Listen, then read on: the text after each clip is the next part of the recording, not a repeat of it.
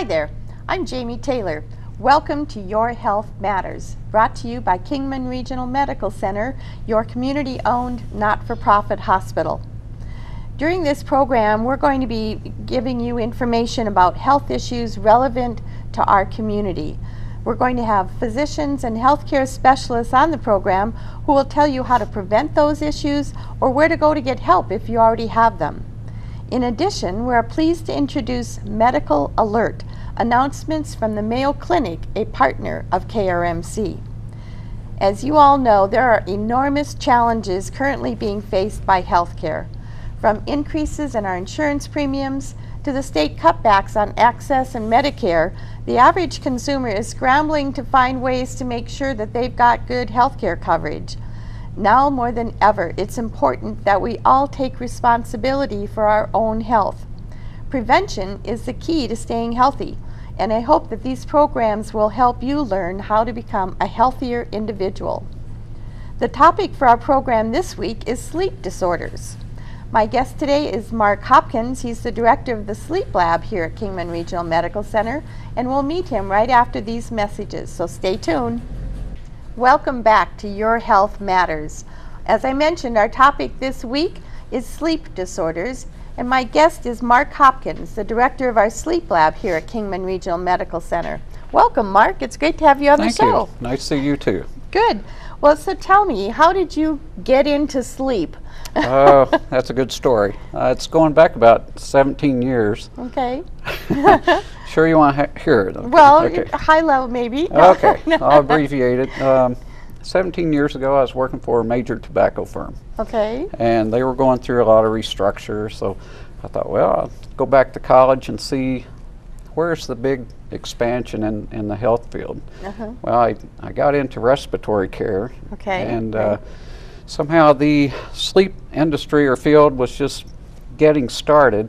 There's probably like maybe 50 sleep labs across the nation at the time. At that time, okay. So I didn't even finish respiratory school. I went straight into sleep, and it just mushroomed. Mushroomed from there. So how long have you been here at KRMC? I've been here for 4 years this month. Now, did you start, was the sleep lab already here when you came? Yes, it was. Okay, so it's what, about 6 years? I'm not sure how long it's been a part of KRMC. I believe it was here about 3 years before I came. Okay. So. Well, I know it's a beautiful facility. I mean, if you were a patient in the sleep lab, it's almost like sleeping in your own home. Yes, it is. It's beautiful nice. beds and the whole 9 yards. Yeah. So, so you went to school. Where did you go to school to learn? I went to school at Southeast Missouri State University. Okay. And then I finished up in Southwest Missouri State University. Okay. And a few other universities and colleges throughout the state. Very good. Okay, well, so you've had some experience and you've seen a few people with issues with sleep. I'm going to show you a video here that we've got from Mayo Clinic's Medical Alert program on sleep apnea. So let's watch this together first. Okay. Well, there's nothing like a good night's sleep, but for people with obstructive sleep apnea, decent shut-eye is hard to get. They often snore and repeatedly stop breathing during the night. Now, this not only causes daytime sleepiness, but also other health issues. More on the risk of sleep apnea and what you can do about it from Mayo Clinic. Hello. See you later. You too, Sarah. Nope, that sounds good. As an elementary school principal, Todd Kiefer runs at top speed most of the day. All right. But that wasn't so easy when he struggled with symptoms of obstructive sleep apnea. See you later, Edie. See ya. I was extremely tired during the day. I didn't feel like I had the stamina to keep going, keep going, keep going. Todd hadn't had a decent night's sleep in years. Well, I knew I had a problem because my entire family couldn't sleep. Loud snoring, then he'd stop breathing. And then I actually a snort that would kind of all of a sudden I'd wake up. Obstructive sleep apnea can deprive you of sound sleep and make you tired during the day. It can also cause serious health issues. I can't help but think that's going to have some kind of impact on your health down the road. Usually we talk about cardiovascular disease as the major problem. If you have severe untreated sleep apnea, your risk of dying from heart attack and stroke is quite a bit higher than the normal population. Sleep specialist Dr. Joseph Kaplan says obstructive sleep apnea may also aggravate diabetes, and it may contribute to mental slowing and memory difficulties. Plus, the associated daytime sleepiness increases the likelihood of motor vehicle accidents from driving drowsy. So what do you do if you think you have it? A sleep study during which you go in for overnight monitoring can help your doctor confirm the diagnosis. He said, you actually stopped breathing 70 times every hour. No wonder Todd was always tired. You see, snoring happens when the back of your tongue and throat relax and restrict airflow. If you have obstructive sleep apnea, your throat relaxes to the point where it blocks breathing. A CPAP machine is a device you wear over your nose. It provides air pressure while you breathe, which keeps the back of your throat open. The device made a huge difference in Todd's life. Because I know that in the morning, I'm going to be so much more alert. More productive, healthier, and better able to keep up with the kids. Todd says his dad also had sleep apnea. Research shows it may run in families. The condition is also associated with obesity. And again, Dr. Kaplan says if you think you might have sleep apnea, see your doctor. For Medical Edge, I'm Vivian Williams. All right, so what do you think, Mark? Is that pretty typical, do you think, of people with sleep apnea? Yes, it is. Okay. What, I guess, what are the symptoms? How does someone know that they've got a sleep disorder? Well, it's a good question. There's usually 3 ways a person finds out. One, themselves. If they feel sluggish in the daytime, they wake up with headaches, they can't concentrate, they're very irritable, they're poor performance at work, they just can't seem to get out of bed. Then they talk to their doctor, and the doctor sends them over to a sleep study. Okay. In most cases, though, however, the spouse is nudging them in the ribs, saying, "Hey, you snoring makes the spouse get up and go sleep on the couch. So you need to see something about that because you're really keeping me awake." And then other ways of finding out is general routine checkups. The doctor looks at the structure of the face or the jaw and inquires through their assessment about how they're sleeping and finds out that it's not all so well. So Okay, and so they'll refer them to have a sleep study done. that is correct. Okay. Now, there's different types of sleep disorders, right? That's correct. So what are they? What? Well, actually, there's 85 different sleep disorders. 85? Oh my goodness, okay. 85 known listed sleep disorders. Wow. Some of the more common ones are insomnia. Okay. That's the inability to go asleep or stay asleep. Then sleep apnea is where you quit breathing in your sleep. Snoring, of course, restless leg syndrome. Oh, that's considered a sleep disorder. Okay. Yes. Okay. Kicking, jerking, twitching your Right. legs. And it just, the list goes on, and especially narcolepsy too. Right, Yeah. right. That's one where people like literally can fall asleep standing up kind of thing, Just right? on the dime. Wow. Yep. Wow. So, and I mean, sleep is something that's really important to everyone. Obviously, our bodies need it. It is. But what are the side effects if you don't get a good night's sleep? If you don't get a good night's sleep, your circadian rhythm is all out of whack. And Right. what that is your physiological or biological and mental functions during a 24-hour cycle. When that's interrupted, you have misalignment of the rhythms of your body temperatures, your hormones get out of whack. A lot of things can happen. You can have memory loss, can lead to heart problems. I was going to say, I think I've heard that heart issues. That is correct. Right.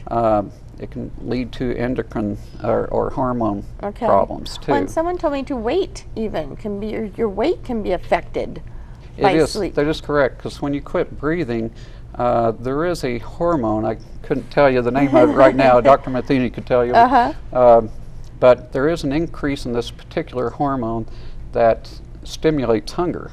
Oh. So that's why people wake up hungry in the middle of the night, and it's not for salads and nutritious items. It's for like cheese and Yeah. high carbohydrates. They need Rachel there in the middle of the night to make sure they're eating healthy, right? So it does. Yeah, there's leading science research showing that it is linked to obesity. Oh, interesting.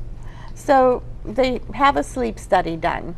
And I think that people have a lot of fears about that because they hear horror stories of being hooked up to these machines and all that kind of stuff. So tell us, can you kind of lead us through what a typical night would be like in a sleep study? I'd be glad to. I've had 5 of them myself. I've had 2. I'm a tried and true sleep apnea. So. It's not that bad, really. No. People come in and, you know, we make them feel at ease. And of course the labs, it's kind of like a really nice hotel. Nice beds, comfy beds, not like a typical hospital bed. Color TV, you know, you have all the amenities of home. And we try and make it as pleasant as possible. But yes, we do put a lot of electrodes, belts, sensors on the patient. But they're pretty comfortably designed to where a patient can move around, you know, from side to side. And if there's any problem, we're right there to help them. Because you're kind of observing all night long, right? Correct. So now, are you up most of the night usually, and then you sleep during the day? Well, the technologists are. Okay. They come in around 7 o'clock and prepare for the patient, and they are up till about 7 in the morning. Wow. Yeah, so they themselves could be their best patient, probably. That's a true sleep disorder, right? Not getting it up. Yeah, that's true. Yeah, a lot So of them then, do. I know from my own personal experience having the sleep study done, so they hook you all up to all the different wires and systems, and then you go to bed. And for myself, normally I can sleep like a rock just about anywhere, and I did both nights with that sleep study too, but they did come up and wake me during the night and then put a CPAP on me. Is it CPAP or CPAS? CPAP, C-P-A-P. PPAP, Yeah. okay. Because I've heard people use it both ways, so I was kind of curious what it is. But, and then they were able to help adjust, and so that I just had one study done, and they fitted me for the CPAP machine and got me all hooked up, so then the next day it's like, okay, here's your prescription. Yeah. Because it's covered by insurance, right? I mean, It is. most insurances In most do cases, pay yes. both for the study and for your CPAP machine. That is correct. And I have to tell you, I've had my CPAP for 4 years now, and that puppy goes with me everywhere. At first it was like, I think most people think, oh, I could never sleep with that, but that is true. Some when you people get do a have a good little night's- difficult time getting used to it, but I could tell you stories over 17 years of my experience. I've had people just be so grateful, right, you know, that they can finally get a good night's sleep. right. Well, you And don't realize it, I don't think, yourself a lot of times. That's correct, That yeah. you're not getting a solid sleep until then you get it. And then it's like, oh my, how did I get along Exactly. without this? And then if you go on a trip without it, I've had patients actually call me and say, panic. Yeah. What can you ship me one Yeah. overnight? Is I've there got to have it, someplace in can't sleep town I without can it. go to you know? get one? Yeah. But Yeah. I kid you not, first time getting used to it, sometimes it takes a little while, and people sometimes kick it, throw it against the wall and everything else, but then they end up loving it. Yeah, so, right. yeah. And I know there's different headpieces that you can get, that you try different ones to see what's going to be the most comfortable. Maybe There there's some that is. cover the whole nose and mouth, and I just use the one that's in the nose kind of thing, and so That is there's lots of correct. options. They, when I first started many years ago, they had just like 3 kinds. They had the one that fits over the nose and the mouth, and then they had the pillows, and then they had the one just over the nose. All the same material, all the same kind of design, no options. But now today, over the years, Come a we've long ways then. come a long ways. You can even get them camouflage, the straps. Oh, color coded and everything. Color huh? code, you can get hot pink, you get, Oh. you know, they come in a whole Very lot of good. different shapes and designs, and the companies today have really put a lot of thought into comfort on the patient. One company we use a lot, if I can mention, is ResMed Corporation. Okay. ResMed has put probably the best thought of all the companies I know of into the different types of masks. Great.